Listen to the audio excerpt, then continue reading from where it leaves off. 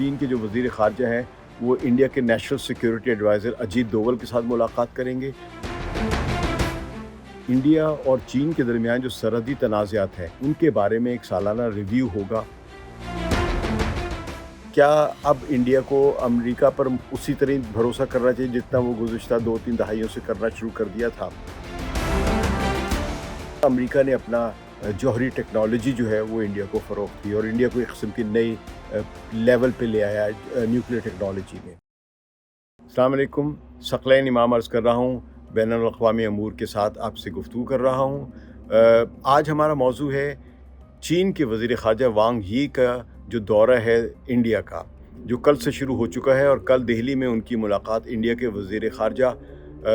سبرامنیم جے شنکر سے ہوئی تھی، جہاں پہ جے شنکر نے کہا تھا کہ چین کے وزیر خارجہ کا استقبال کرتے ہوئے کہ انڈیا اور چین کو اپنے جو تنازعات ہیں ان کو یا اپنے جو اختلافات ہیں ان کو تنازعات کی صورت نہیں دینی چاہیے، مقابلہ جو ہے تجارتی یا اقتصادی اس کو جنگ کی صورت نہیں دینی چاہیے۔ تو ایک اچھا طریقہ تھا ایک سفارتی سطح پر تعلقات کو بہتر کرنے کا۔ آج چین کے جو وزیر خارجہ ہیں وہ انڈیا کے national security advisor Ajit Doval کے ساتھ ملاقات کریں گے، جہاں پہ انڈیا اور چین کے درمیان جو سرحدی تنازعات ہیں ان کے بارے میں ایک سالانہ ریویو ہوگا، اور اس ریویو میں وہ سرحدی تنازعات کو ڈی ایسکیلیٹ کرنے کے اقدامات پر جو تبادلہ خیال کریں گے، ان پر نظر ثانی کریں گے جو اب سے پہلے لیے گئے ہیں۔ یہ ملاقات بنیادی طور پر ان دونوں ملکوں کے درمیان پچھلے سال طے ہونے والے ایک پروٹوکول کے تحت ہو رہی ہے، جس میں دونوں نے یہ طے کیا تھا کہ اپنے سرحدی تنازعات کو کول ڈاؤن یا ڈی ایسکیلیٹ کرنے کے لیے وہ مسلسل رابطے میں رہیں گے، اور جو بھی اقدامات کرنے کی ضرورت ہوگی وہ کریں گے تاکہ اعتماد سازی بھی ہو سکے۔ یہ بڑا مثبت اقدام تھا، اور اسی سلسلے میں یہ اس کی ایک فالو اپ میٹنگ تھی۔ لیکن اصل میں اگر دیکھا جائے تو یہ ایک موجودہ ماحول میں جس طرح امریکی صدر ڈونلڈ ٹرمپ نے چین پر پابندی عائد کی، ٹیرفز کی، انڈیا پر ٹیرفز کی پابندی عائد کی، اور خاص طور پہ جو روس سے تیل خریدنے کی وجہ سے جو پیونیٹیو ایکشن یعنی مزید 25% جو ٹیرفز لگائے، یعنی 25 سے 25 بڑھا کر 50% کر دیے ہیں۔ اس کے بعد انڈیا میں ایک یہ سرگرم بحث ہو رہی ہے کہ کیا اب انڈیا کو امریکہ پر اسی طرح بھروسہ کرنا چاہیے جتنا وہ گزشتہ 2-3 دہائیوں سے کرنا شروع کر دیا تھا۔ انڈیا روایتی طور پہ غیر وابستہ تحریک چلاتا رہا ہے، یعنی وہ کسی بھی سپر پاور کا ایک الائی بن کے نہیں چلتا تھا، لیکن یہ تبدیلی سوویت یونین کے ٹوٹنے کے بعد شروع ہوئی تو آہستہ آہستہ انڈیا نے ڈرفٹ کیا، یعنی سرکنا شروع کر دیا امریکہ کے کیمپ میں۔ روس سے اس کی دوستی ضرور برقرار رہی، لیکن ساتھ ساتھ انہوں نے امریکہ سے زیادہ تعلقات بہتر کرنے شروع کر دیے، اور امریکہ نے بہرحال انڈیا کی مدد بھی کی ہے، اشارتاً یا کھل کر نہیں تو کم از کم تھوڑی بہت مدد ضرور کی ہے۔ خاص طور پہ جب 1962 میں چین اور انڈیا کی لڑائی ہوئی تھی تو اس وقت پاکستان کا امکان تھا کہ وہ کہیں کشمیر پر حملہ کر کے انڈیا سے چھین نہ لے، تو اس وقت امریکہ نے مداخلت کر کے پاکستانی حکومت کو متنبہ کیا تھا کہ وہ اس موقع کا فائدہ مت اٹھائے، صرف بات چیت کے ذریعے مسئلہ حل کرنے کی کوشش کرے۔ تو نتیجہ یہ ہوا تھا کہ امریکہ نے ایک لحاظ سے انڈیا کی مدد کی تھی 1962 میں بھی۔ لیکن بہرحال انڈیا ضرور رہا غیر وابستہ تحریک سے بلکہ قائد کا کردار ادا کرتا رہا، اور دوسرے سے روس سے بھی بہت سے تعلقات رکھے، ایک مشترکہ دفاعی معاہدہ بھی کیا تھا 1970 میں، جس کے بعد پھر ایسٹ پاکستان ٹوٹا بھی تھا پاکستان سے۔ لیکن اس دوران امریکہ اور انڈیا کے درمیان تعلقات بہرحال ایک رہے، کوئی بہت زیادہ سرد مہری بھی نہیں ہے، بہت زیادہ گرم جوشی بھی نظر نہیں آئی۔ جب روس ٹوٹا، یعنی سوویت یونین ٹوٹا اور وہ روس بن گیا، صرف رشین فیڈریشن بن گیا، تو پھر بھی انڈیا اور روس کے تعلقات جاری رہے، اور امریکہ کے ساتھ تعلقات میں ذرا بہتری آنا شروع ہو گئی۔ پھر کانگریس نے ریفارمز کی، اکنامک ریفارمز کی، یعنی سوشلزم کو چھوڑ کر یا سوشلسٹ اکانومی یا کنٹرول اکانومی کو چھوڑ کر بالکل فری مارکیٹ اکانومی کی طرف آئے، جس سے امریکہ خوش ہوا، امریکہ کی سرمایہ کاری بھی ہوئی، اور امریکہ سے تعلقات بھی بڑھے، امریکہ سے تجارت بھی بڑھی، اور پھر یہ آہستہ آہستہ ایک پوری جیو پولیٹیکل گیم بدلنا شروع ہو گئی۔ چین کی وجہ سے، یعنی چین کی مخالفت اور چین سے ایک دشمنی، روایتی دشمنی یا تاریخی دشمنی کی وجہ سے انڈیا نے محسوس کیا کہ اب اسے روس سے زیادہ امریکہ کی ضرورت ہے اگر کسی صورت میں اس کی جنگ ہوتی ہے چین کے ساتھ۔ تو اس طرح وہ امریکہ کے کیمپ میں زیادہ داخل ہوتا چلا گیا، کیونکہ روس کمزور ہو چکا تھا لیکن امریکہ ابھی بھی سپر پاور ہے۔ تو یہ سلسلہ ان کا سمجھے کہ 3 دہائیوں سے چل رہا ہے، 90 کی دہائی سے شروع ہوتا ہے، اور یہ منموہن سنگھ کے زمانے میں بہت عروج پر چلا جاتا ہے، جب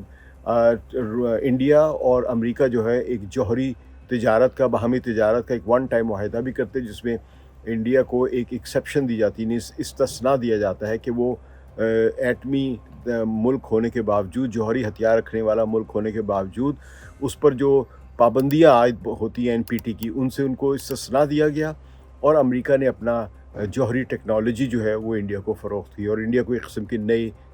لیول پہ لے آیا نیوکلیر ٹیکنالوجی میں۔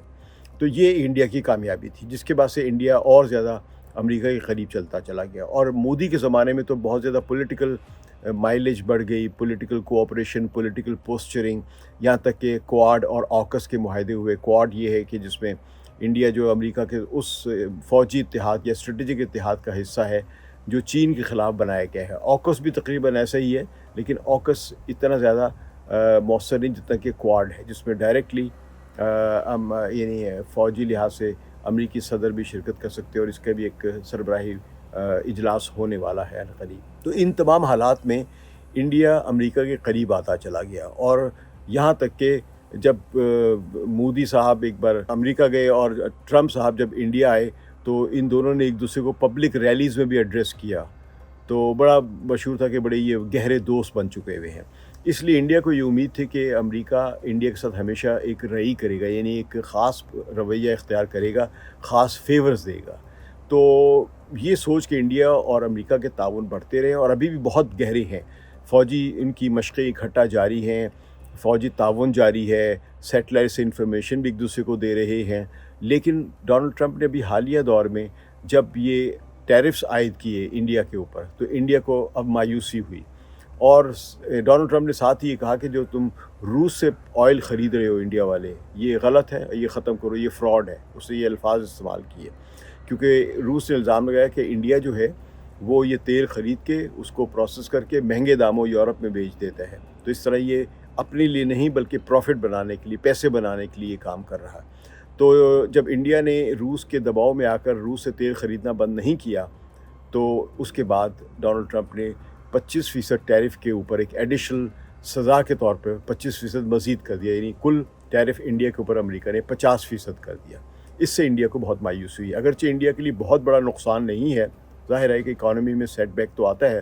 زیادہ سے زیادہ یہ اگر آئے گا تو 1/4% یا 0.5% ان کے درمیان وہ ہوگا، یعنی انڈیا کی GDP پر اثر پڑے گا، جو ظاہر ہے کہ اب جب اتنے عرصے سے اپنے فائدہ بھی تو اٹھائے نا، روس سے اتنے پیسے کمائے ہیں، تو وہ سب کچھ بیلنس ہو سکتا ہے، یعنی انڈیا کو بہت بڑا نقصان نہیں ہے۔ اس دوران انڈیا میں یہ بھی بحث چلی کہ اگر امریکہ ایسی پابندیاں لگا رہا ہے تو کیوں نہ ہم مقامی سطح پر جو چین کے ساتھ تجارت پہلے ہی سے کر رہے ہیں اس میں مزید پھیلاؤ کیا جائے، مزید وسعت دی جائے، مزید اضافہ کیا جائے۔ تو یہ بحث ہو رہی ہے، ابھی تک اس سلسلے میں کوئی خاص اجلاس نہیں ہوا ہے، لیکن اس مہینے کے آخر میں مودی صاحب جو یعنی انڈیا کے وزیر اعظم جو ہیں، یعنی اگست 31 کو وہ بیجنگ جائیں گے، جہاں پہ شنگھائی کوآپریٹو کونسل جو آرگنائزیشن ہے اس کے اجلاس میں، اس کے سربراہی اجلاس میں شرکت کر رہے ہیں۔ تو امکان یہ کہ اس میں ان کی بہت زیادہ ایک دوسرے کے ساتھ تعاون بڑھنے کا امکان ہے، کیونکہ چین نے بھی انڈیا کی اس معاملے میں حمایت کا اعلان کیا ہے کہ چین کے ساتھ جو امریکہ کا تنازع پہلے سے ہے، وہ انڈیا کا جب امریکہ کے ساتھ تنازع بڑھ رہا ہے تو وہ انڈیا کے ساتھ ایک تعاون کرے گا۔ ابھی یہ بات سیاسی بیان یا سفارتی بیان کی حد تک ہے، عملی یا ٹھوس شکل اس کی کوئی سامنے نہیں آئی ہے۔ اس پس منظر میں یہ جو حالات ہیں، اس میں چین کے وزیر خارجہ جب انڈیا آئے ہیں، یعنی گزشتہ روز، اور آج بھی وہاں پہ موجود ہے، آج بھی واپس چلے جائیں گے، تو جب گزشتہ روز آئے تو ان کی انڈیا کے وزیر خارجہ سبرامنیم جے شنکر کے ساتھ ملاقات ہوئی ہے، جس میں سبرامنیم جے شنکر نے ایک پالیسی سٹیٹمنٹ دی ہے کہ ہمیں اپنے ڈفرینسز ہیں ان کو ڈسپیوٹس میں نہیں تبدیل کرنا چاہیے، اور اپنے کمپٹیشن کو کانفلکٹ میں نہیں بدلنا چاہیے۔ یہ بڑی اچھی بات ہے اس لحاظ سے دیکھا جائے کہ انڈیا یہ دعوت دے رہا ہے چین کو کہ ہمارے اختلافات ہیں، ہم میں ایک دوسرے کے خلاف ایک دوسرے سے مقابلہ کرنے کا بھی جذبہ ہے، لیکن ان کو تنازع یا جنگ کی صورت نہیں دینی چاہیے۔ یعنی یہ ایک آپ यूँ कह सकते हैं कि सेहतमंद फ्री मार्केट इकॉनमी वाली बात की है, जो कि इंडिया का एक खुला पैगाम है कि हम चीन के साथ बेहतर ताल्लुकात करना चाहते हैं। इसके जवाब में वज़ीर ख़ारजा जो है चीन के वांग यी, उन्होंने भी एक मुस्बत इशारे दिए हैं, लेकिन कोई ठोस ऐसा कोई मुआहिदा नहीं हुआ इन दोनों के दरमियान जिसमें हम ये देख सकें कि अब इंडिया और चीन के ताल्लुकात बहुत बेहतर हो गए। लेकिन ये इशारे देने का मतलब ये है कि हो सकता है जब मोदी जाएँ बीजिंग में इस माह के आखिर में, अगस्त 31 को, तो उस वक्त कोई बात तय हो, या एक आगे दोनों के दरमियान कोई तिजारती लेन देन के लिए वुसअत देने के लिए कोई मज़ीद मुआहिदे तय पाएँ या फ्रेमवर्क बने। तो ये चीन और फिर ये इंडिया की एक बहुत बड़ी मार्केट भी है जहाँ पे चीन का सामान बड़े आराम से खपाया जा सकता है, उसकी कंजम्पशन बहुत ज़्यादा हो सकती है। और चीन का अब जो माल है वो